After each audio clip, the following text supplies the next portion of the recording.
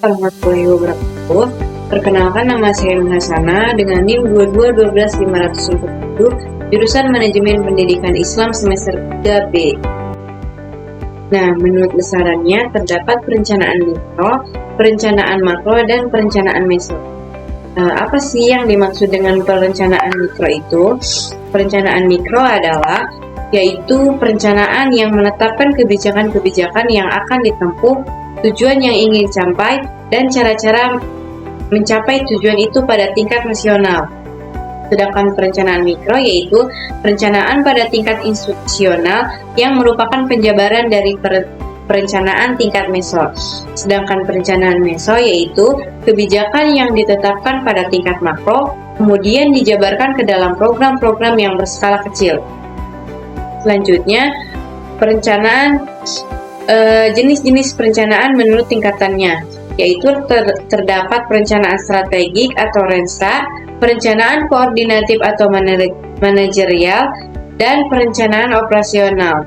Nah, yang dimaksud dengan perencanaan strategik atau RENSA disebut juga perencanaan jangka panjang. Strategi yang dimaksud diartikan sebagai konfigurasi tentang hasil yang diharapkan tercapai pada masa depan. Bentuk figurasi ini terungkap berdasar ruang lingkup, hasil persaingan, target, dan penetapan sumber-sumber.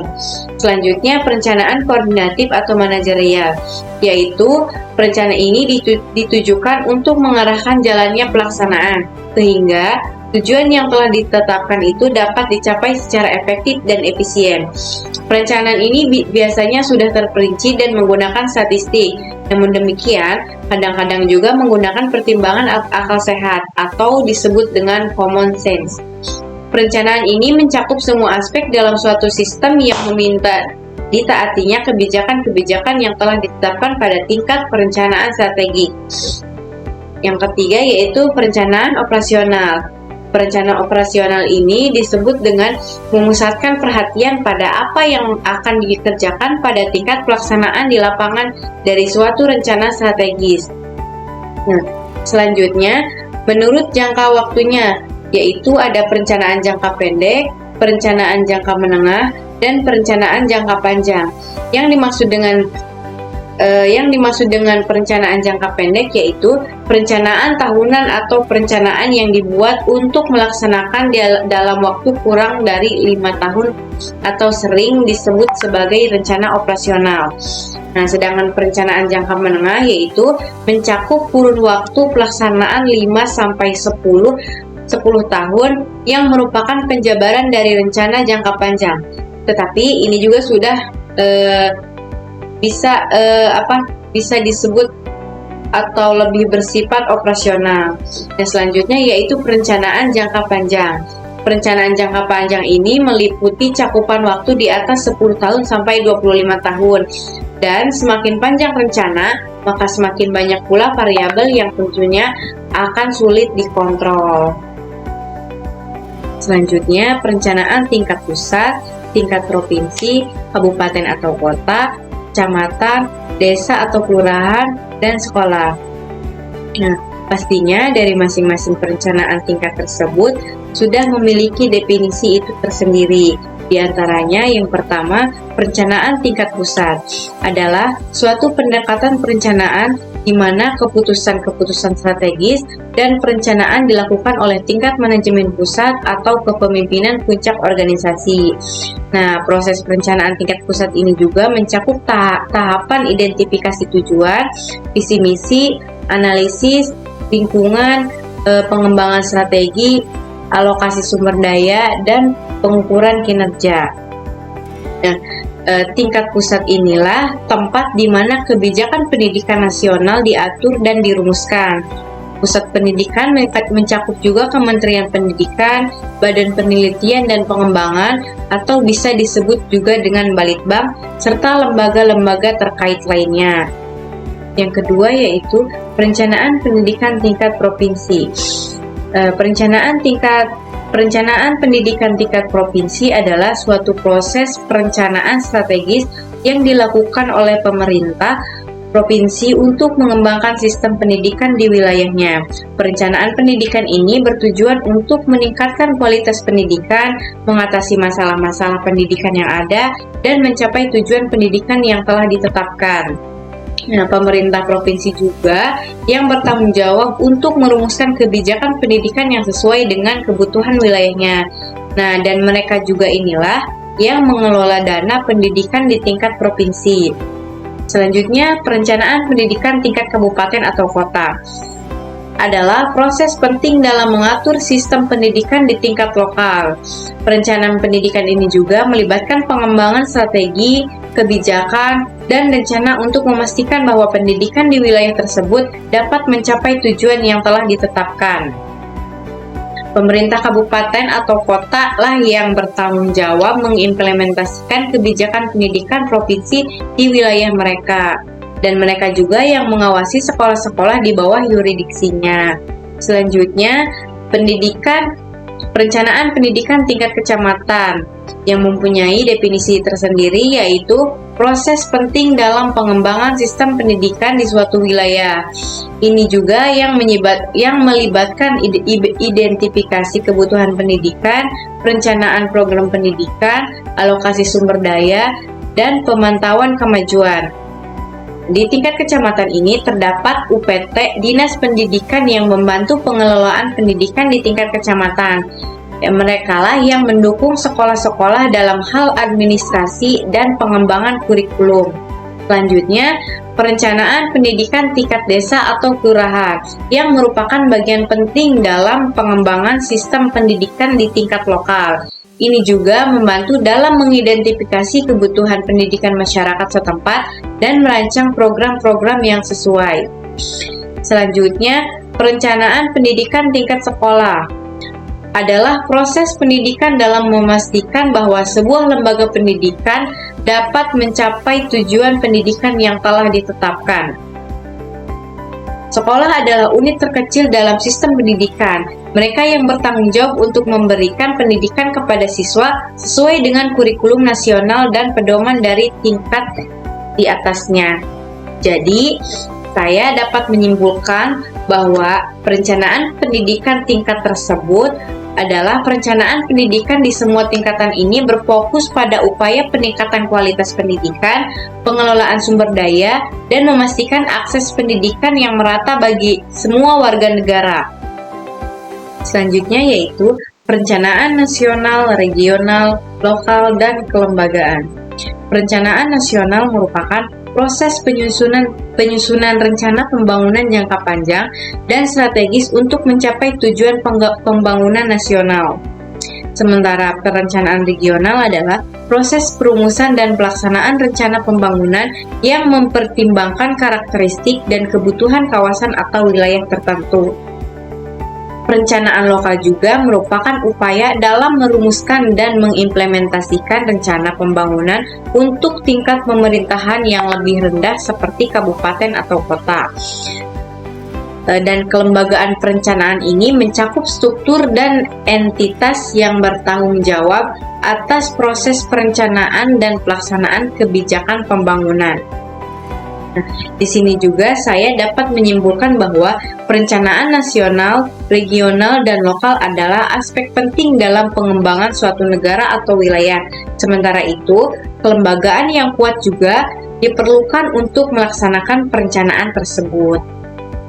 Selanjutnya yaitu perencanaan terpadu, komprehensif, dan strategis. Yang dimaksud dengan perencanaan terpadu adalah pendekatan yang mengintegrasikan berbagai aspek pendidikan, termasuk kurikulum, sumber daya manusia, infrastruktur, dan kebijakan untuk mencapai tujuan pendidikan yang lebih baik.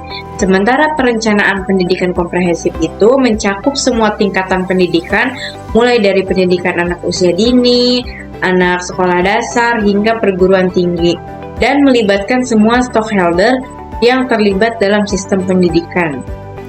Sementara perencanaan pendidikan strategis ini berfokus pada pengembangan rencana jangka panjang yang berorientasi pada visi dan misi pendidikan, serta pengidentifikasian strategi untuk mencapai tujuan tersebut.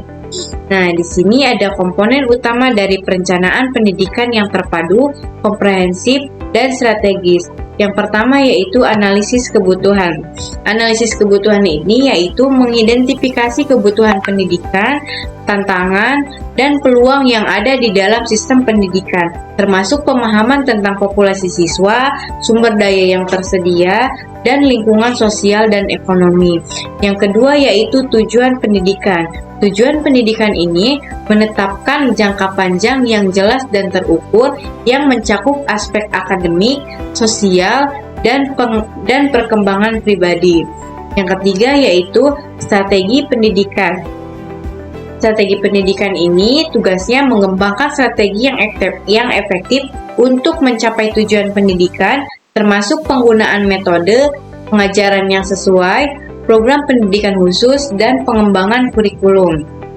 Yang keempat yaitu pengelolaan sumber daya. Pengelolaan ini yaitu mengidentifikasikan, mengalokasikan, dan mengelola sumber daya yang diperlukan untuk mendukung perencanaan pendidikan, termasuk anggaran, personal, fasilitas, dan lain sebagainya. Nah, di sini saya juga dapat menyimpulkan bahwa perencanaan pendidikan yang terpadu, komprehensif, dan strategis adalah suatu pendekatan dalam pengelolaan sistem pendidikan yang bertujuan untuk menciptakan kebijakan, program, dan strategi yang terkoordinasi dengan baik guna meningkatkan kualitas pendidikan secara keseluruhan. Perencanaan rasional dan transaksional.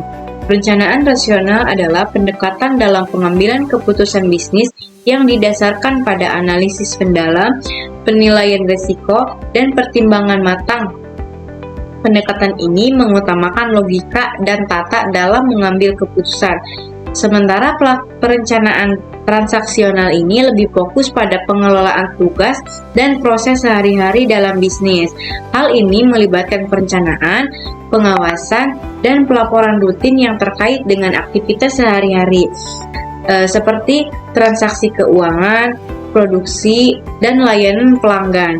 Perencanaan transaksional juga membantu memastikan bahwa operasi bisnis berjalan lancar dan sesuai dengan prosedur yang ditetapkan. Jadi, keduanya ini saling berdekatan, yang berbeda hanya dalam pengambilan keputusan bisnis. Penting untuk diingat bahwa perencanaan rasional dan transaksional seringkali saling melengkapi dalam pengelolaan bisnis. Perusahaan perlu memiliki perencanaan strategis atau rasional yang menentukan arah jangka panjang mereka, sambil juga melaksanakan perencanaan operasional atau transaksional untuk menjalankan aktivitas mereka sehari-hari. Selanjutnya, perencanaan strategi dan koordinasi. Perencanaan strategi adalah proses pengembangan tujuan jangka panjang dan pendek, serta langkah-langkah yang harus diambil untuk mencapainya. Hal ini melibatkan identifikasi sumber daya yang dibutuhkan, analisis lingkungan bisnis, dan pembuatan rencana pendidikan, dan pembuatan rencana tindakan. Berikut langkah-langkah perencanaan strategi. Yang pertama yaitu analisis lingkungan eksternal dan internal melalui analisis SWOT dan analisis PESTEL. Yang kedua yaitu penetapan visi, misi, dan nilai perusahaan. Yang ketiga yaitu penetapan tujuan dan sasaran, yakni menetapkan tujuan jangka panjang dan jangka pendek yang spesifik, terukur, dapat dicapai, relevan, dan berbatas waktu atau SMART. Yang keempat yaitu strategi perusahaan. Yang kelima yaitu implementasi strategi, di mana mengalokasikan sumber daya, mengorganisasi tim, dan menetapkan tanggung jawab, serta mengembangkan rencana tindakan yang merinci langkah-langkah yang harus diambil untuk mengimplementasikan strategi.